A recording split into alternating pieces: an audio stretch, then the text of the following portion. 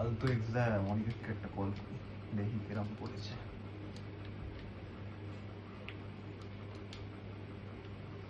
Hello, কিরে ভাই, কাল তো এক্সাম, প্রিপারেশন কেমন? তো পারবি কিছু? এই তো প্রথম থেকে শেষ অবধি 3-4 বার পড়ে নিয়েছি, তাও কিছু মনে থাকছে না রে।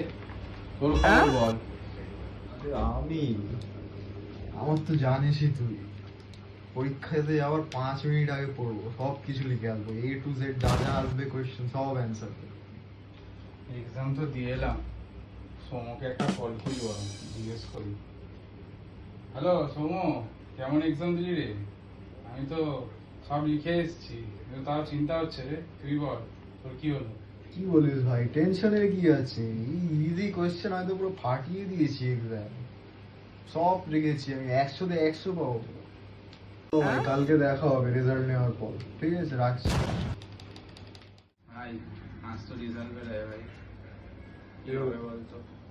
চাপ নিস না, সব আরামসে ভালো রেজাল্ট হবে, টেনশন দেখতে থাক বেরোবে। কখন দুটো যে বাজবে, এই তার কিছুক্ষণ 15 মিনিট হয়ে যাবে। টেনশন হচ্ছে না?